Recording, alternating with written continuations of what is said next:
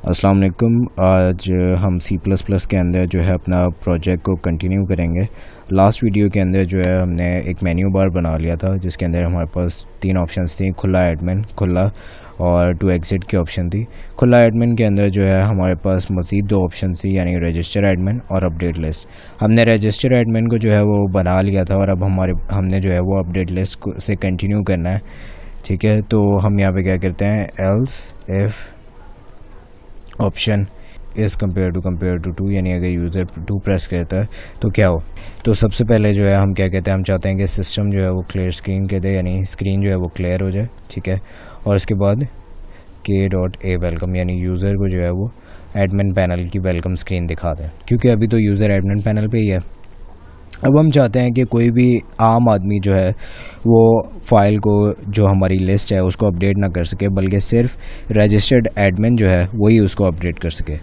तो register admin registration के वक्त जो है हमने उसे एडमिन से जो है वो 2 चीज़ें ली थी, एक थी उसका नाम और दूसरा था उसका पासवर्ड।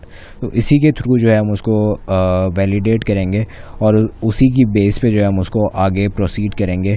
हम उसे आगे जाने की इजाज़त देंगे कि वो जो है लिस्ट को अपडेट कर ले। तो हम उसके लिए हमें क्या चाहिए कि हमें तो सबसे पहले वेरिएबल्स चाहिए, यानी स्ट्रिंग नेम जिसके अंदर हम नेम स्टोर करेंगे और इंटीजर पासवर्ड जिसके अंदर हमने पासवर्ड स्टोर करना है। उसके बाद cout please enter your name. ठीक है, सी एन नेम और सी एन नेम, और उसके बाद इसी को कॉपी कर लेते हैं और यहाँ पे पेस्ट कर देते हैं सी एन पासवर्ड। ठीक है, और उसके बाद please enter your password. User का नेम और पासवर्ड हमने ले लिया। ठीक है, अब हम क्या करते हैं कि हम जो है सबसे पहले जो हमारे पास फ़ाइल बनी हुई थी एडमिन रजिस्ट्रेशन की, उसको हम रीड मोड में एक्सेस करते हैं और देखते हैं कि यूज़र वो वहाँ पर अवेलेबल है या नहीं है। ठीक है, एडमिन रजिस्ट्रेशन डॉट डैट को जो है हम रीड मोड में ओपन करते हैं। ठीक है, और उसके बाद हम यहाँ पर एक वाइल का लूप लगाते हैं, dd.read। ठीक है, उसके बाद हमारे पास आ जाता है character static %k comma size of k।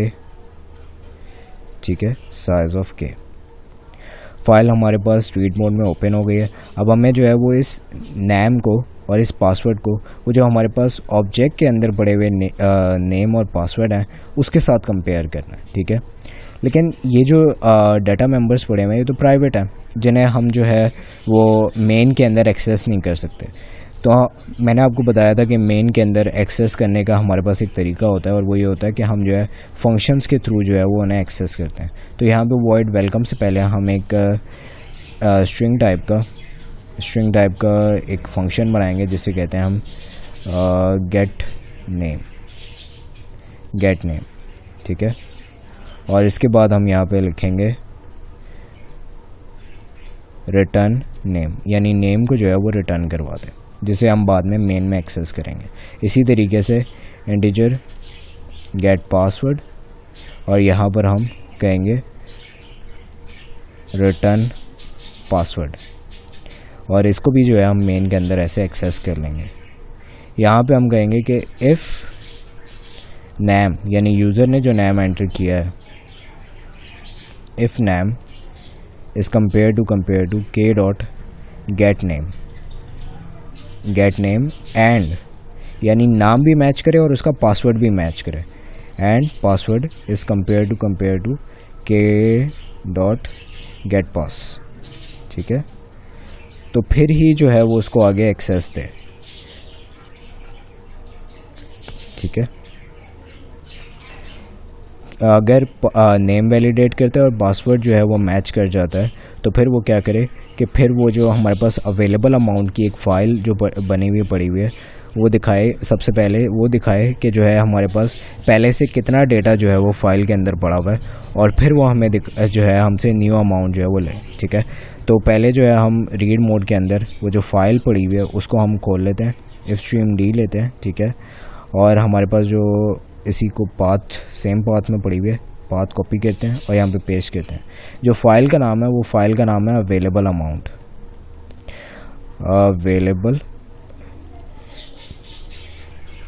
Available amount, वो हमारे पास जो है वो अवेलेबल अमाउंट और डेट, ठीक है। तो अब हम यहाँ पे जो है उसको रीड मोड के अंदर ओपन कर लेते हैं, वाइल डी डॉट रीड, और ऊपर से जो है वो पाथ को कॉपी कर लेते हैं, ठीक है, कॉपी, और यहाँ पे लाके पेस्ट कर देते हैं, ठीक हो गया। उसके बाद जो है अब हमें जो है वो दिखाना है कि हमारे पास कितनी जो है वो डेटा रिमेनिंग रह गया, ठीक है। यानी 10 वाले कितने नोट हैं, 20 वाले, 50 वाले, 100 वाले, 500 वाले और 1000 वाले जो है वो कितने नोट रह गए हैं, ठीक है। तो सेम केस है कि जिस तरीके से हम नेम के वेरिएबल को और पासवर्ड को जो है वो जो ऑब्जेक्ट के अंदर पड़ा हुआ है उसको हम एक्सेस नहीं कर सकते थे डायरेक्टली, तो हमने जो है उनका एक फ़ंक्शन बनाया, ठीक है। हमने यहाँ पे इनका एक फ़ंक्शन बना दिया। इसी तरीके से जो है हम 10, 20, 50, 100, 500 और 1000 की भी जो है वो रिटर्निंग एक फ़ंक्शंस बनाएंगे, ठीक है। कॉपी करते हैं इनको, और ये टोटल 6 वेरिएबल्स हैं, तो 1, 2, 3, 4, 5 और 6।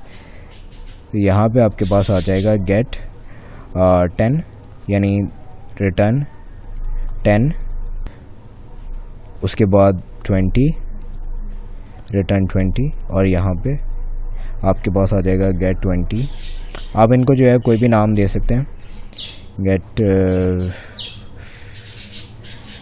50 और रिटर्न 50, ठीक है।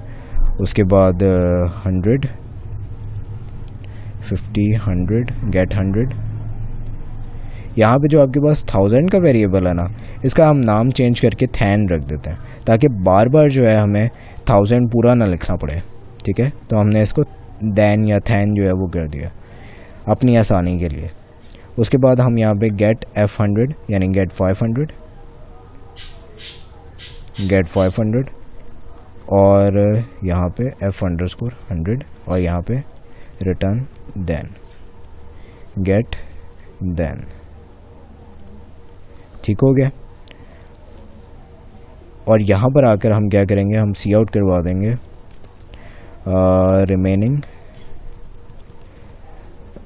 रिमेनिंग नंबर ऑफ 10 नोट्स, ठीक है। यानी 10 वाले कितने नोट रह गए, ये आएगा आपके पास k डॉट गेट 10 एंडल, ठीक है। इसी को कॉपी करते हैं और 6 टाइम पेस्ट कर देते हैं, 4, 5 और 6, गेट देन, ठीक है। 1000 notes, remaining number of 500 notes, पूरा ही लिख देते हैं, 500 नोट्स, ठीक है। और यहाँ पर आपके पास गेट F100। उसके बाद आपके पास यहाँ पे जो है वो 500 के बाद 100 वाले नोट्स हैं, ठीक है।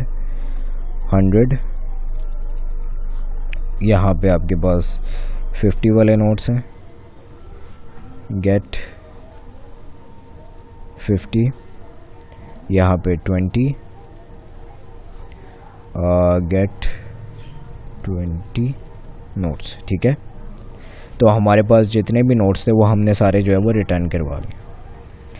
अब हमारे पास हो सकता है कि अभी फ़ाइल बनी ही ना हो, तो फिर उसकी जो है आपने अभी टेंशन नहीं लेनी कि अगर फ़ाइल जो है वो ना बनी हो। हम क्या करेंगे कि हम पहले जो है वो फ़ाइल बना लेंगे, उसके बाद ये सारा डेटा जो है वो रिट्रीव करेंगे, ठीक है।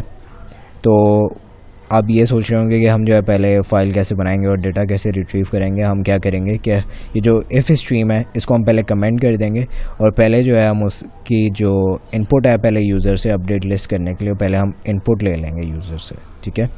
अब यहाँ पे जो भी फ़ाइल खुल रही है आपने उसको क्लोज़ जो है वो ज़रूर करना है।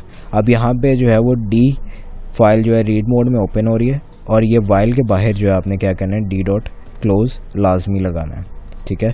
इसी तरीके से डी डी डॉट रीड जो है वो खुल रही है, और यहाँ पे ये डी डी डॉट रीड जो है क्लोज़ हो रही है, ठीक है। डी डी को जो है वो आपने यहाँ पे क्लोज़ कर दिया। फ़ाइल को क्लोज़ करने के बाद अभी तो हमने जो है यहाँ पे फ़ाइल को क्लोज़ कर दिया, उसके बाद आपने क्या करना है, यहाँ पर एक इसको डेकोरेशन से पहले एक तरह से यहाँ पे आपने जो है वो डैशेस लगा देनी है, ताकि डाटा मिक्स ना हो। उसके बाद हमने क्या करना है कि हमने जो है यूज़र से, क्योंकि हमने अपडेट लिस्ट करवानी है, तो हमें जो है उसे न्यू अमाउंट जो है वो लेनी है। न्यू अमाउंट के लिए हम क्या करेंगे कि हम उसके लिए जो है वो एक नया फंक्शन बनाएंगे। पहले यहाँ पर हम क्या करेंगे कि ये आप ये देख लें कि हम जो है वो इफ़ की ब्रैकेट के अंदर ही हैं अभी। ये if name is compare to K dot get name और पासवर्ड, अभी जो है हम इसके अंदर ही हैं। हमने जो है सिर्फ अवेलेबल अमाउंट डॉट डैट को जो है वो बंद किया। उसके बाद हम यहाँ पे क्या करेंगे कि हम यहाँ पे यूज़र को रीडायरेक्ट करेंगे, एडमिन को रीडायरेक्ट करेंगे एक फ़ंक्शन की तरफ। उसके लिए हम क्या करेंगे कि पहले हम जो है एक फ़ंक्शन बनाएंगे। यहाँ पे वॉइड इन्फो के नीचे आपने क्या करना है, आपने एक फ़ंक्शन बनाना है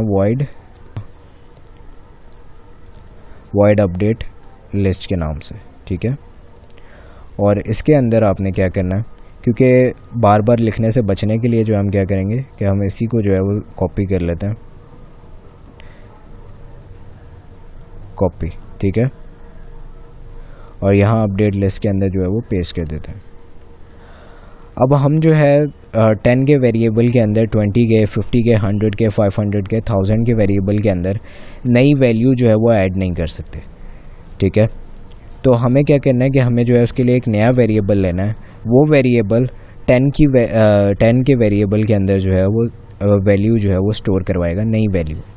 उसके लिए हम क्या करेंगे कि हम जो है वो नए वेरिएबल्स लेंगे इंटीजर फॉर्म के अंदर। यहाँ पासवर्ड के बाद n1 n2 n3 n4 n5 और n6, यानी हमने 6 वेरिएबल जो है वो ले लिए हैं n के, ठीक है। और इनको जो है हम इनिशियलाइज करवा देते हैं n1, और इसी को जो है वो 6 टाइम कॉपी कर लेते हैं, कमा, ठीक है, copy n2 n3 n4 n5 और n6 n5 n4 n3 और n2, ठीक है। और यहाँ पर अब जो है अपडेट लिस्ट के अंदर आपने क्या करना है कि आपने जो है रिमेनिंग नंबर ऑफ की बजाय please enter number of 10 node जो है हम लिखेंगे यहाँ पे, please enter number of 10 nodes, ठीक है। और यहाँ पर गेट 10 वगैरह की बजाय और ये हैंडल की बजाय हम क्या करेंगे, इसको यहाँ पे बंद करेंगे और यहाँ पे लिखेंगे cn_n1, ठीक हो गया। इसी को जो है हम cn_n1, इसी को जो है हम कॉपी करेंगे और यहाँ पे लाके पेस्ट कर देंगे, एंटर नंबर ऑफ 20 नोट्स, ठीक है। और इसी तरीके से हम यहाँ पे n3 और यहाँ पे 50 नोट्स, यहाँ पे 100 वाले, कम ऑन साइड पे हो जाए, 100 नोट्स, और यहाँ पे n5 500 वाले नोट्स, और यहाँ पे n6 यानी 1000 वाले नोट्स, 1000 नोट्स, ठीक है। और इसके बाद आपने क्या करना है कि आपने जो है वो 10 प्लस इक्वल्स टू n1, यानी n1 के अंदर जो भी वैल्यू है वो 10 के वेरिएबल के अंदर स्टोर कर दो। और इसी तरीके से जो भी वैल्यू n2 के अंदर है वो जाके 20 के अंदर जो है वो स्टोर करवा दो। इसी तरीके से 50 plus equals to n3, 100 plus equals to n4, 500 plus equals to n5, then plus equals to n6, ठीक है। तो हमने ये सारी वैल्यूज़ जो है वो अवेलेबल अमाउंट के अंदर स्टोर करवा दी, हमने एक वेरिएबल के अंदर जो है वो ले लिया। अब हमें क्या करना है कि हमें यहाँ पे इसको कॉल करना है, के डॉट अपडेट लिस्ट को जो है हम यहाँ पे कॉल करते हैं, ठीक है। और इसके बाद एक नई फाइल बनाते हैं ऑफ स्ट्रीम राइट, और हमारी जो फाइल है वो available amount dot that, copy और पेस्ट, ठीक है। अब हम यहाँ पे जो है वो iOS अपेंड नहीं लगाएंगे। क्यों? iOS अपेंड हम इसलिए लगाते हैं ताकि जो हमारे पास पुराना डेटा है उसी के साथ जो है वो नया डेटा जो है वो जाके अटैच हो जाए। लेकिन इस केस के अंदर जो है हमें नए डाटा को अटैच करने की ज़रूरत नहीं है। हम चाहते हैं कि हर बार जो है वो नई एक फ़ाइल बनाए और उसके अंदर डेटा स्टोर करें, ठीक है। इस वजह से जो है हम iOS अपेंड नहीं लगा रहे। अगर हम iOS अपेंड लगाते हैं तो हर बार जो है वो इसको पता नहीं कितनी बार जो है वो चला देगा। इस वजह से जो है हम एक ही फ़ाइल रखेंगे जिसके अंदर एक ही टाइप का डेटा होगा, क्योंकि हमें रिकॉर्ड की तो इसमें ज़रूरत नहीं है कि कितनी दफ़ा जो है वो डेटा अपडेट हुआ है। तो इस वजह से जो है हम इसमें जो है iOS अपेंड नहीं लगा रहे। उसके बाद हम क्या करेंगे, w.write character static %k, size of k और w.close, ठीक है। तो हमारे पास जो है वो k.update लिस्ट आ गई है। अब हम क्या करेंगे कि सबसे पहले जो है वो इसको कमेंट कर देंगे, ठीक है। इसको कमेंट कर देते हैं, यानी अब जो है वो कोड हमारा यहाँ से शुरू होगा, ठीक है। इसे रन करके देखते हैं हमारे पास क्या आता है, ठीक है। वेलकम टू खुला बैंक आ रहा है, ठीक है। खुला एडमिन में जाते हैं, खुला एडमिन, और उसके बाद जो है हमारे पास अपडेट लिस्ट। यहाँ पे हमसे नाम मांग रहा है जुवेनाइल, ठीक है। पासवर्ड 1234। तो ये देखें, ये एक लाइन आ गई है और वो हमसे नंबर ऑफ़ नोट्स मांग रहा है। लेट्स से 100 100 100 100 और 100। तो उसके बाद जो है वो हमें वापस लेकर आ गया। अभी फ़िलहाल के लिए जो है मैं 0 एंटर कर रहा हूँ और प्रोग्राम एग्जीक्यूशन जो है वो एंड हो गई है। यहाँ पे हम फ़ोल्डर के अंदर जाते हैं तो हमारे पास अवेलेबल अमाउंट की एक फ़ाइल बन गई है, ठीक है। और इसके अंदर डेटा भी आ गया। अब डेटा जो है वो रीडेबल फॉर्म में नहीं है, हमें अंडरस्टैंड नहीं हो रहा कि डेटा में क्या लिखा हुआ है। तो हम क्या करेंगे, इसे कोड के थ्रू ही जो है वो ओपन करेंगे। ये जो फाइल हमने लाइंस जो हैं, स्टेटमेंट्स, ये जो हमने कमेंट की थी, इनको हम अनकमेंट करते हैं, ठीक है। और अब हम कोड को दोबारा रन करते हैं। इससे हमें ये भी पता चल जाएगा कि हमारे पास जो है कोड डाटा जो है वो अपडेट हुआ है या नहीं हुआ फाइल के अंदर, ठीक है। खुला admin, update list, juvenile, password, ठीक है। तो हमारे पास जहाँ पे remaining number of 10 notes, 20 notes, 100 100, ये जो है हमारे पास अपडेट हो गया। तो हम इसे कहते हैं कि हम जो है दोबारा अपडेट करते हैं। लेट्स से 20 20 20 20 20 20, ठीक है। और उसके बाद दोबारा जो है हम खुला एडमिन पे जाएंगे, अपडेट लिस्ट में जाएंगे और देखते हैं कि डेटा अपडेट हुआ है या नहीं। दोबारा पासवर्ड मांग रहा है 1 2 3 4। तो अब देखें कि हमारे पास जो वो डेटा है वो सारा जो है वो अपडेट हो गया, ठीक है। और अगर हमें अपडेट नहीं करना तो हम जो है वो 0 एंटर करते जाएंगे, 0 0 0 और 0, वापस आ गया, ठीक है। और हम यहाँ पे 0 दबाएंगे और एग्ज़िट हो जाएगा। तो हमारे पास जो है वो अवेलेबल अमाउंट का डेटा बन गया, ठीक है। अब आपने क्या करना है कि अगर, अच्छा एक और चीज़ कि अगर आपका यहाँ पे प्रोग्राम एरर दे रहा हो, यानी प्रोग्राम एग्जीक्यूशन एंड तो हो गई है, लेकिन वो उसके बाद जो है वो यूजुअली ऐसा होता है कि आपके पास एक एरर आता है, रीड एक्सेस वायोलेशन का एरर।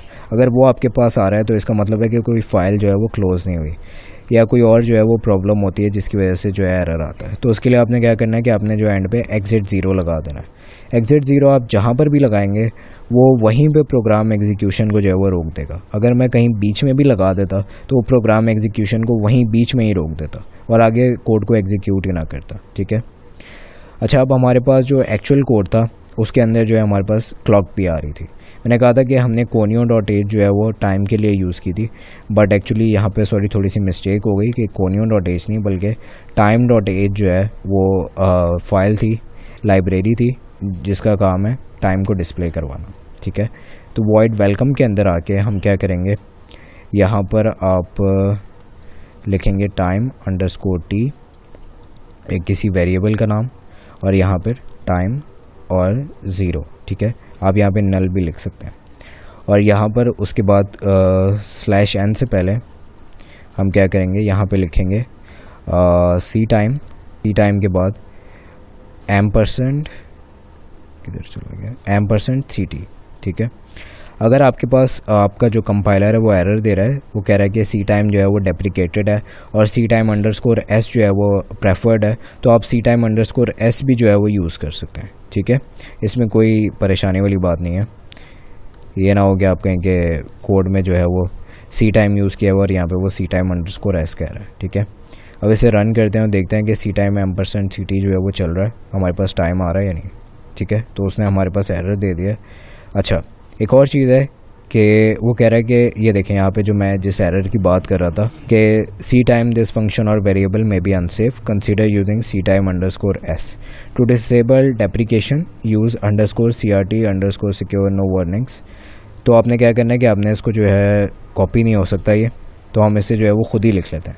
सबसे ऊपर हैशटैग इंक्लूड से भी ऊपर आपने क्या करना है, लिखना है हैशटैग डिफाइन और यहाँ पर आपने लिखना है underscore C R T underscore secure underscore no warnings. ठीक है, इसे वो आपको कोई भी जो है वो डेप्रिकेटेड वर्जन यूज़ करने पे वार्निंग नहीं देगा। इसे हम दोबारा रन करते हैं। ठीक है, तो टाइम जो है वो कुछ ज़्यादा ही लेफ़्ट पे चला गया और चलें इसको जो है मैं ठीक कर देते हैं। इसको अभी यहीं पे यहाँ पे जो स्लैश टैब आ रहे हैं इसको थोड़ा सा कम कर लेते हैं। ठीक है, और अब जो है हम इसको रन करके देखते हैं अब क्या आता है हमारे पास। ओके, तो उसने हमें दिखा दिया संडे 9 अक्टूबर और टाइम भी जो है वो हमारे पास लिखा हुआ आ रहा है। आई थिंक ये एंडल की वजह से जो है वो यहाँ पे स्पेस आ रही है, इसको हम ख़त्म कर देते हैं, वो ख़त्म हो जाएगी यहाँ पे एंडल अगर हम हटाते हैं तो। ठीक है, और यही चीज़ जो है हम सेम टू सेम कॉपी करते हैं एडमिन पैनल के लिए भी। ठीक है, यहाँ पे एडमिन पैनल पे कॉपी, ठीक हो गया, और यहाँ पे पेस्ट कर देते हैं। बस इतना सा काम था आज का। दोबारा रन करके देख लेते हैं। ठीक है, तो अब हमारे पास जो है वो सारा कुछ ठीक आ रहा है। खुला एडमिन के अंदर जाके देख लेते हैं। खुला एडमिन के अंदर भी जो है वो टाइम बिल्कुल सही आ रहा है, 0 और 0। प्रोग्राम एग्जीक्यूशन को हम एंड करते हैं और आज की वीडियो जो है बस इतनी ही थी। बाकी का काम जो है वो हम अगली वीडियो में करेंगे। अगर आपका कोई भी सवाल हो तो ज़रूर पूछेगा। अपना ख्याल रखिएगा। अल्लाह हाफ़िज़।